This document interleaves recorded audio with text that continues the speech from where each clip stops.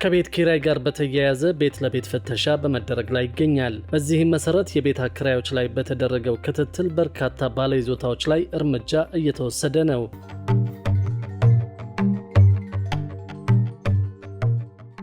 ከኪራይ ቤት ጋር በተያያዘ ቤት ለቤት ፍተሻ በመደረግ ላይ ይገኛል። በዚህም መሰረት የቤት አከራዮች ላይ በተደረገው ክትትል በበርካታ ባለይዞታዎች ላይ እርምጃ እየተወሰደ ነው። በአዲስ አበባ በሊዝ የተላለፉ ቦታዎች ከሕግ አግባብ ውጭ ሲጠቀሙ የተገኙ ባለይዞታዎች ላይ የእርምት እርምጃ መውሰዱን ያስታወቀው የአዲስ አበባ ከተማ አስተዳደር የመሬት ልማትና አስተዳደር ቢሮ ነው። ቢሮው የተሻሻለው የከተማ ሊዝ አዋጅን ተከትሎ በወጣው ደንብ መሰረት መሬቱን ከወሰዱበት ዓላማ ውጭ ለሌላ አገልግሎት ሲጠቀሙ የተገኙ ባለይዞታዎች ላይ ፍተሻ በማድረግ የእርምት እርምጃ መውሰዱን ያሳወቀው። በዚህ ጉዳይ ላይ የአዲስ አበባ ከተማ አስተዳደር የመሬት ልማትና አስተዳደር ቢሮ ምክትል ኃላፊ አቶ መኮንን ተረፈ እርምጃው መወሰዱን አረጋግጠዋል። በበጀት ዓመቱ በሊዝ ውል መሬት ያገኙ ባለይዞታዎች ያሉበትን ሁኔታ የመሬት ልማትና አስተዳደር ቢሮ ማጣራት መጀመሩን የገለጹት ኃላፊው ከዚህ ውስጥ በሕጉ መሰረት የአገልግሎት ለውጥ ያደረጉ ባለይዞታዎች እንደሚገኙበት ተናግረዋል። ይሁን እንጂ ከሊዝ ውል ውጪ ወይም የሕግ አግባብነት በሌለው መንገድ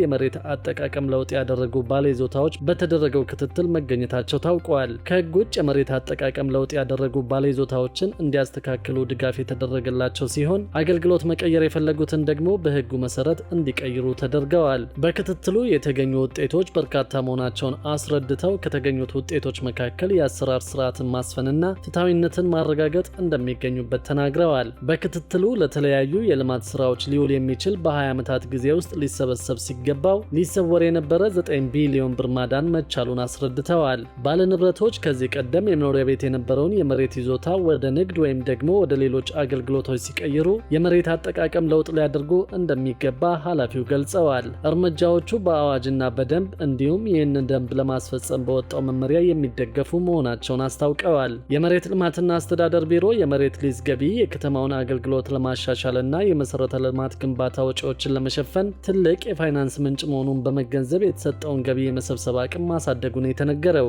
በዚህም ከመስከረም 8 ቀን 2018 ዓ.ም ጀምሮ ባከናወነው የንቅናቄ ስራ ከ5210 የሊዝ ባለይዞታዎች ብቻ 1.6 ቢሊዮን ብር በላይ የሊዝ ገቢ መሰብሰብ መቻሉ ታውቋል። በተለይም ባለፉት 35 ቀናት ውስጥ ብቻ በየቀኑ በአማካይ 63.4 ሚሊዮን ብር መሰብሰብ ስለመቻሉም ተገልጿል። አብዛኛው ገቢ የተሰበሰበው ደግሞ የሊዝ ውላቸውን ከቀየሩ አከራዮች መሆኑን ነው የተመለከትነው መረጃ የሚያሳየው። ቢሮው የሊዝ ገቢና የግንባታ ክትትልን አስመልክቶ ከስትራቴጂክ አመራሮች ከቅርንጫፍ ጽሕፈት ቤት ኃላፊዎችና ከዘርፉ ዳይሬክተሮች ጋር ባደረገው ውይይት የሊዝ ገቢ መሰብሰብ ለመሰረተ ልማት ግንባታ የገንዘብ ምንጭ ከመሆን ባሻገር ፍትሐዊ የሀብት ክፍፍልን ለመደገፍና የሕዝብን ተጠቃሚነት ለማረጋገጥ እንደሚረዳ ተገልጿል። የሊዝ ክፍያ ግዴታዎች መሬት በታለመለት ዓላማ ብቻ እንዲውል በማድረግ የመሬት አጠቃቀምን ለመቆጣጠር ያስችላልም ተብሏል። በአዲስ አበባ ከተማ አስተዳደር የመሬት ልማትና አስተዳደር ቢሮ የመሬት ዝግጅትና ማስተላለፍ ዘርፍ የመልካም አስተዳደር ችግሮችን ለመፍታትና